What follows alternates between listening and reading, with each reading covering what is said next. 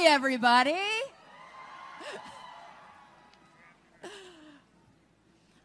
All right, guys. I am really, really excited to be here today, and I think I want to do a little experiment with you for my own selfish reasons. I'm standing here in front of an incredible crowd of science lovers. Here on the National Mall in DC, in the pouring rain, you came out to support this cause. I can see the White House right there in the background. I think what I want to do is I want to take like the biggest selfie ever. So do you think you guys could smile for me?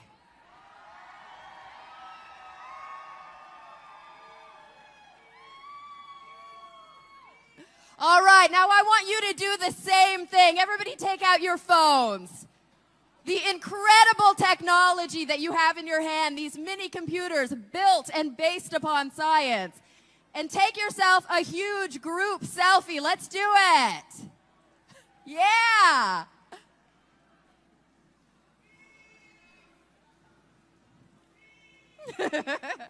All right, guys, now don't forget to tag those photos. March for Science and Earth Day 2017. And remember, guys, nothing is untouched by science. It is everywhere. And it pops up in places that you'd least expect. You know, art is at the root of much of our understanding about science. Yeah. It's Da Vinci's illustrations of the human body.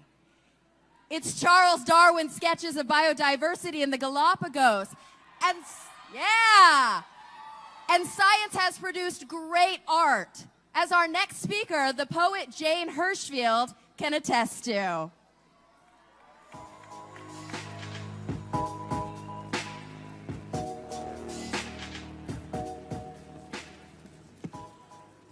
Hi, I'm Jane Hirshfield. On January 25th, when the federal scientists were told to be silent, this march was first conceived by that afternoon, and by that afternoon I began writing the poem I'm about to read you. On the fifth day, the scientists who studied the rivers were forbidden to speak or to study the rivers. The scientists who studied the air were told not to speak of the air, and the ones who worked for the farmers were silenced, and the ones who worked for the bees. Someone from deep in the Badlands began posting facts. The facts were told not to speak and were taken away. Now it was only the rivers that spoke of the rivers and only the wind that spoke of the bees, while the unpausing factual buds of the fruit trees continued to move toward their fruit. The silence spoke loudly of silence, and the rivers kept speaking of rivers, of boulders and air. In gravity, earless and tongueless, the untested rivers kept speaking. Bus drivers, shelf stockers, code writers, machinists, accountants, lab techs, cellists kept speaking.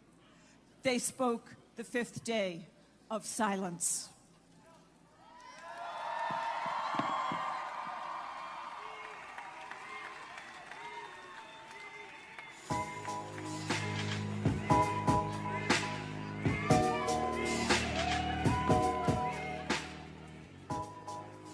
Hello, science lovers. I'm Dee Lawrence. I'm from Cool Effect, a nonprofit organization that my husband Richard and I founded in 2015 to help individuals reduce their greenhouse gas emissions. Our story begins with Dr. James Hansen, my climate hero since 1988. And here we are today, and we're hearing things like, climate change is a hoax. Global warming is not real. Do you believe this? Okay, so what do we do about it? We don't believe it, so what do we do about it? Number one, we three things. Keep using advanced science to find innovative solutions. We're doing what each one of us can, like riding a bike or putting solar in our houses. And three, we're supporting technologies that are scientifically proven to reduce CO2 emissions. So that brings me to our story. 15 years ago, in a little schoolroom medical clinic in rural Honduras, we saw lots of women and children suffering from respiratory illness and breathing on nebulizers. Why? Because they cooked their food over wood fires and they were breathing toxic, poisonous smoke. We found a scientifically engineered cook stove that removed smoke from homes. And they burn less wood, thereby reducing CO2 emissions.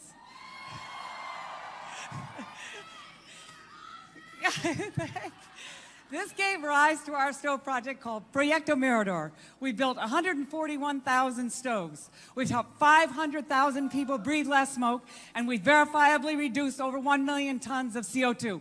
Wow, science at work! Now it's your turn, okay? Okay, so happy Earth Day. Remember Cool Effect. Celebrate this with action, not frustration. Thank you.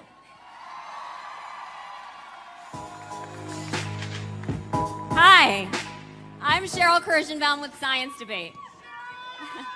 Late last year, I looked down at the brand newness of my newborn son as he was placed in my arms, and I wondered what the world would be like when he was my age. Will he be protected from mercury to stay healthy into adulthood? Will he become increasingly accustomed to conflict in the face of climate change? Will we be so used to alternative facts that they'll go unchallenged? I truly hope not. But maybe we'll invest in education, medicine, technology.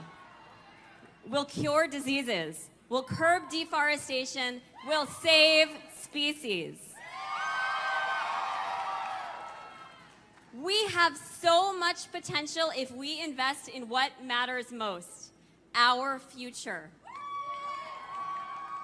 I'm so glad you're here today, but what's most important isn't the march. It's what happens next. Our real work starts now. Are you ready? We have so much to do over the coming years. So when you go back home, stay involved. That means visiting your local schools, community centers, libraries.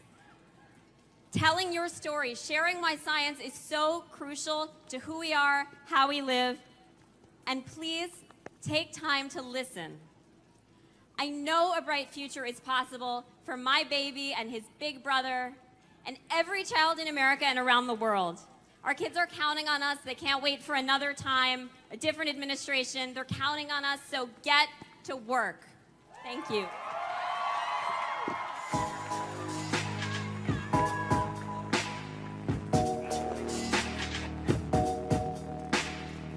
Good afternoon. I'm Roger Johnson, a farmer in the National Farmers Union.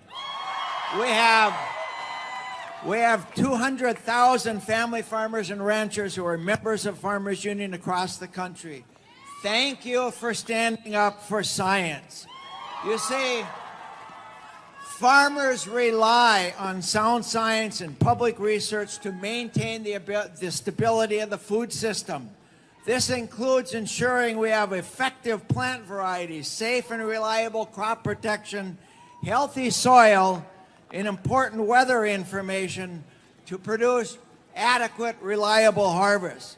We need science, especially in light of the threat of climate change, which is already drastically altering the way we produce your food. Publicly funded, independent, and peer-reviewed research is more important now than ever before. While important, corporate interests should not be dictating what is studied. Too often, that is the case. Our public funding for research is now being outpaced by China, Western Europe, and the Asia-Pacific region countries. As the breadbasket of the world, America should be leading, not lagging, in this space. Facts and science must inform public policy, not the other way around. Unfortunately, too often, that has now been the case. Research needs to inform public policy. Our food system, health, safety, economy, and the government rely upon it. Thank you for standing up for.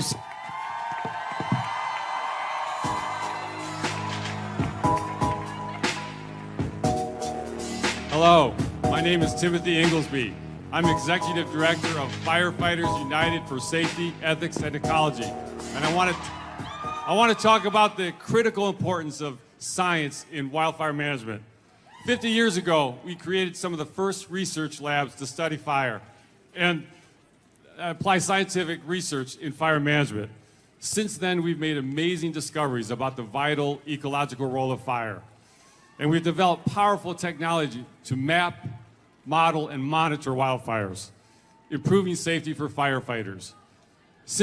But today we face a new challenge, climate change.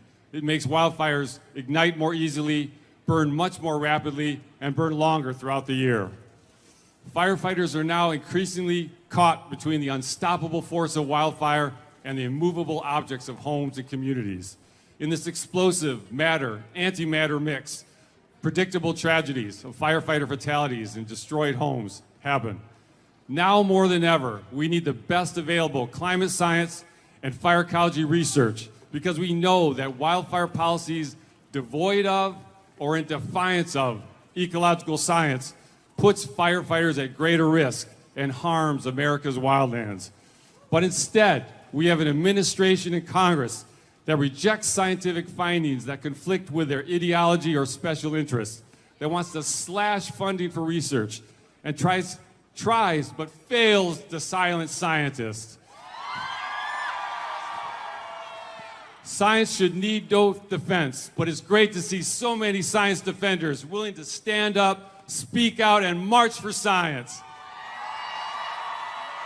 As Smokey Bear says, only you can prevent science from being silent. Thank you very much.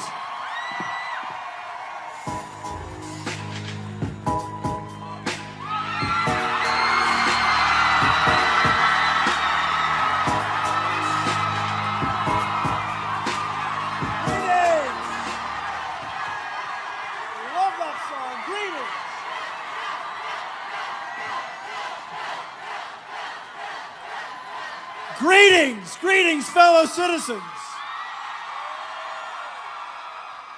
We are marching today to remind people everywhere, our lawmakers especially, of the significance of science for our health and prosperity. The process of science has enabled humankind to discover the laws of nature. This understanding has in turn enabled us to feed and care for the world's billions, build great cities, establish effective governments, create global transportation systems, explore outer space, and know the cosmos. The framers of the Constitution of the United States, which has become a model for constitutional governments everywhere, included Article 1, Section 8, which refers to promoting the progress of science and useful arts.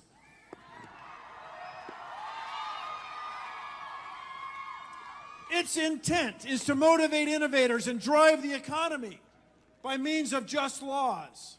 They knew that without the progress of science and useful arts, of engineering, our economy would falter.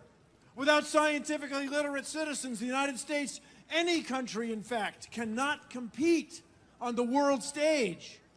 Yet today we have a great many lawmakers, not just here, but around the world, deliberately ignoring and actively suppressing science.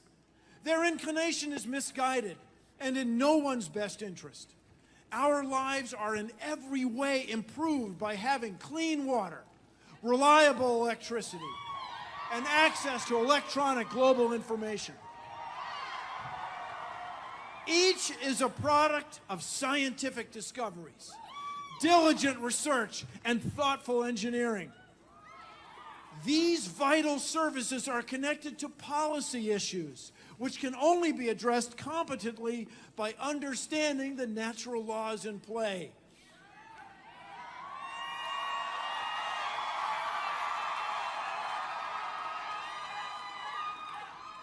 Some may consider science the purview of a special or separate type of citizen, one who pursues natural facts and generates numerical models for their own sakes. But our numbers here today show the world that science is for all. Our lawmakers must know and accept that science serves every one of us, every citizen of every nation and society. Science must shape policy. Science is universal. Science brings out the best in us. With an informed, optimistic view of the future, together, we can, dare I say it, save the world! Thank you.